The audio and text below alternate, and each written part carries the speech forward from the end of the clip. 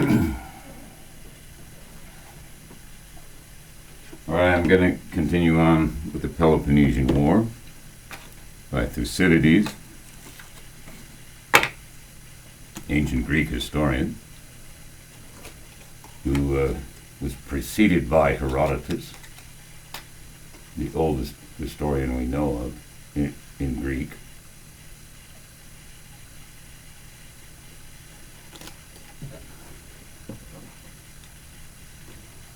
All right. And mind you, Thucydides was an Athenian general, retired. So he'd seen his share of warfare, as they fought in those times.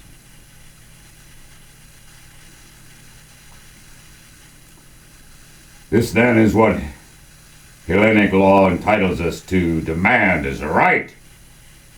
But we have also advice to offer and claims on your gratitude, which, since there is no danger of our injuring you, as we are not enemies,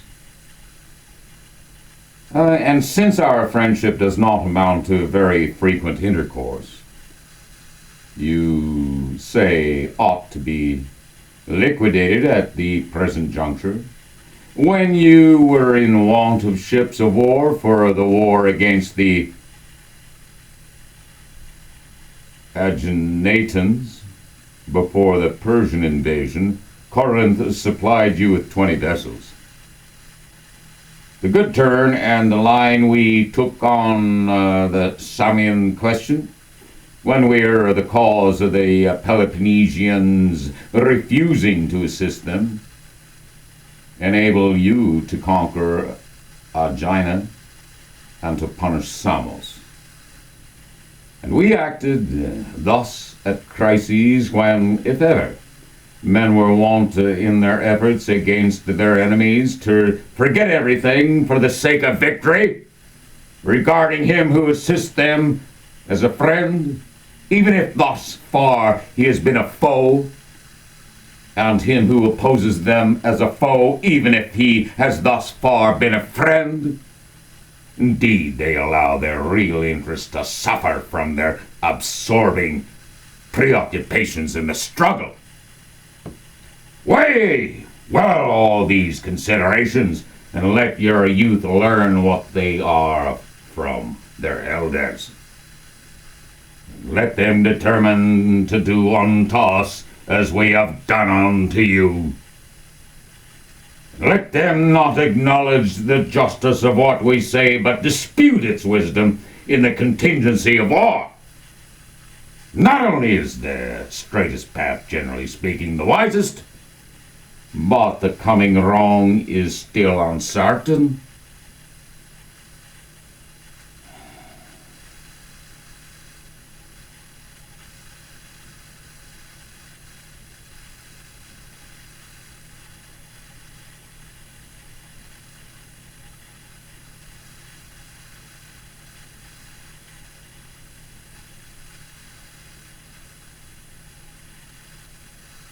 But the coming of war, which the Corcyraeans have used as a bugbear to persuade us you to do. Wrong is still uncertain, and it is not worthwhile to be carried away by it into gaining the unfavorable impression which your conduct, Megara, has created. For kindness opportunely shown as a greater power of removing old grievances than the facts of the case may warrant. And do not be seduced by the prospect of a great naval alliance. Abstinence from all injustice to other first-rate powers is a greater tower of strength than anything can be gained by the sacrifice of permanent tranquility for an apparent temporary advantage. It is now our turn to benefit by the principle that we laid down in Lacedaemon, that every power has a right to punish her own allies. We now claim to receive the same from you and protest against your rewarding us for benefiting you by our abode, by injuring us by yours. On the contrary, return us like for like, remembering that this is that very crisis in which he who lends aid is most a friend and he who opposes is most a foe. And for these Corsairians, neither receive them into alliance in our despite, nor be their abettors in crime. Yes, so do, and you will act as we have a right to expect of you, and at the same time best consult your own interests. Such were the words of the Corinthians.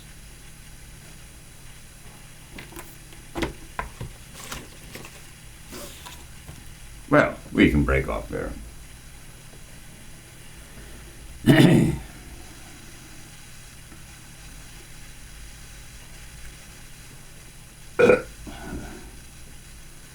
The main thing to remember is that the Greeks did not embark on warfare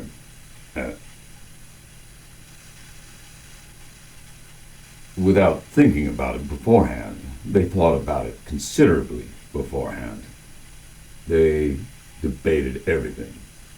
The Athenians debated going to war against the Spartans. Of course, the Spartans didn't leave much choice. And the Peloponnesian War, Athens against Sparta, went on for years and years. And of course, Sparta was a very, very warlike city-state. And they trained their young men from the time they were practically 10 years old. They'd take them out of their families and put them into the boarding camps and train them to be soldiers from the time they were young.